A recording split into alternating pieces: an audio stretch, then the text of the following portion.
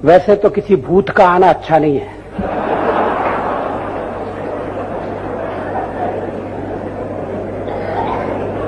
हम वर्तमान में रहते हैं, हमें भविष्य की ओर देखना है। विज्ञान और टेक्नोलॉजी की सहायता से मनुष्य ने भौतिक सुख सुविधाओं से युक्त संसार का निर्माण करने में सफलता पाई है। लेकिन क्या भौतिक समृद्धि में सुख है, या सुख की खोज अपने भीतर करना पड़ेगी?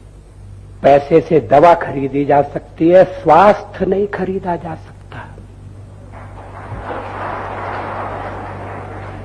पूंजी से वैभव और विलास के साधन उपलब्ध कराए जा सकते हैं, लेकिन अगर मन में पीड़ा है, अंतःकरण में बेचैनी है, तो कुबेर की संपत्ति भी मनुष्य को सुख का, संतोष का अनुभव नहीं दे सकती।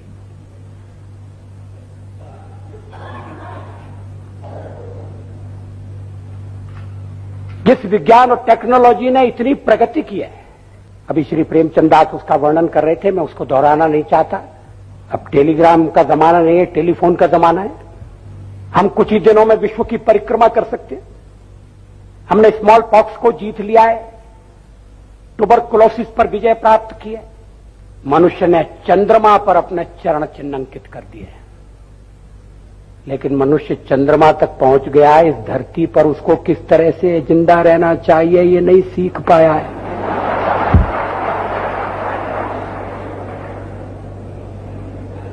हम पक्षी की तरह से आकाश में उड़ सकते हैं, हम मछली की तरह से सागर में तैर सकते हैं, मगर हम इंसान की तरह से धरती पर नहीं चल सकते जिंदा नहीं।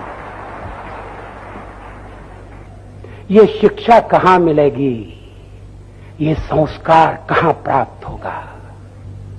विज्ञान अगर जीवन को सुखमय बना सकता है तो विज्ञान एटम बम का निर्माण भी कर सकता है, और अगर वो एटम बम गलत राजनीतिक नेता के हाथ में पड़ जाएगा तो विनाश भी कर सकता है। और आज तो संसार अण्वस्त्रों के ढेर पर बैठा है। कभी कभी मैं सोचता हूं कि हम अच्छी दुनिया की कल्पना करें, बेटर वर्ल्ड, या ये चिंता करें कि ये दुनिया बचेगी कि नहीं बचेगी।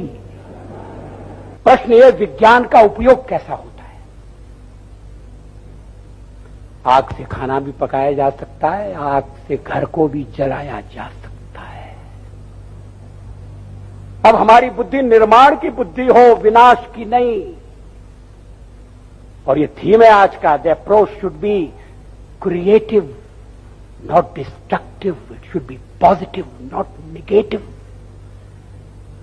मगर ये सीख कहां से मिलेगी, ये शिक्षा कहां से मिलेगी?